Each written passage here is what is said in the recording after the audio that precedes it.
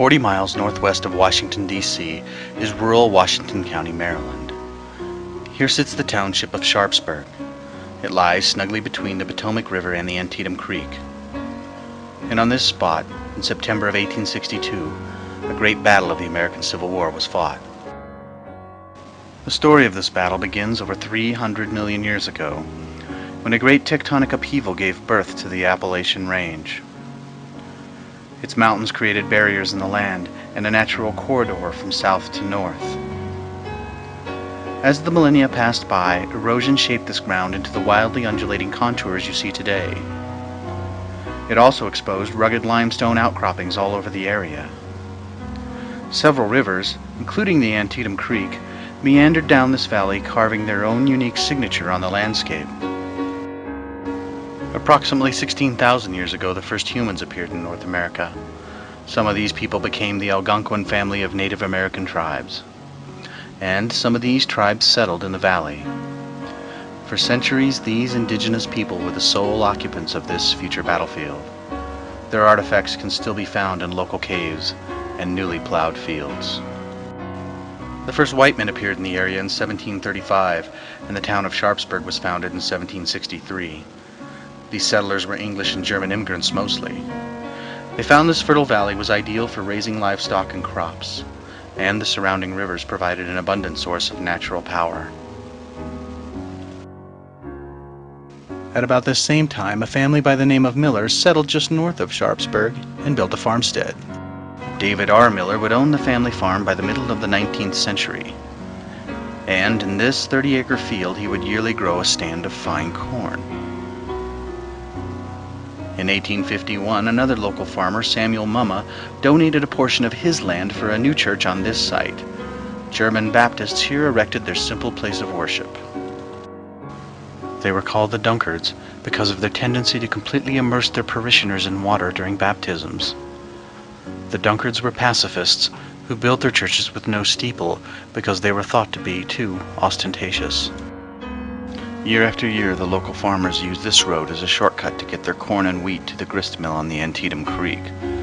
Over time, because of these heavy wagons, the surface of the lane eroded in many places several feet below ground level. In 1824, the county leaders commissioned 4 triple-arch stone bridges built to ease travel over the Antietam. The Rohrbach Bridge, named for a nearby farm, connected Sharpsburg with several towns to the southeast. And so it would be that for decades, this quiet pastoral land saw nothing more exhilarating than the day-to-day happenings of any small, rural 19th century American town. But destiny shook this quiet scene with the outbreak of the Civil War. Very few of the local population chose to fight for either side during the war. Most wanted very little to do with the conflict, although the area was, for the most part, loyal to the Union. The war would eventually find this quiet corner of western Maryland in the fall of 1862, when 2 great armies led by Robert E. Lee and George B. McClellan collided here. The Battle of Antietam, or Sharpsburg as it was called in the South, helped change the course of the war, and it was a pivotal point in the history of the United States. On September 17, 1862, 120,000 men battled on this spot and forever altered the status of these ordinary pieces of geography. Both sides fought bitterly for almost 3 hours over Mr. Miller's cornfield, replacing the stands of corn with rows of dead and dying men. The fighting in the woods and the fields around the Dunkard Church was so desperate and unrelenting that it decimated entire brigades.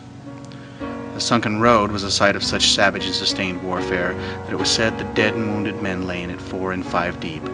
The road was rechristened the Bloody Lane. And in the afternoon, Union General Ambrose E. Burnside ordered several ill-advised charges over the Rohrbach Bridge. He eventually captured it, but at the cost of hundreds of lives. It too would be renamed in dubious recognition of General Burnside. The cornfield, Dunkard Church, the Bloody Lane, and Burnside's Bridge were forever immortalized for the human toll that they took. And when the day was over, it would be remembered as the bloodiest day in American history. Over 23,000 Americans became casualties on that day. Of these, over 3,600 were killed, 500 more than the attacks on September 11th, 1,100 more than were killed on D-Day, and 1,200 more than were killed at Pearl Harbor. This is the story of that epic battle, and how it still sends ripples through the fabric of American history.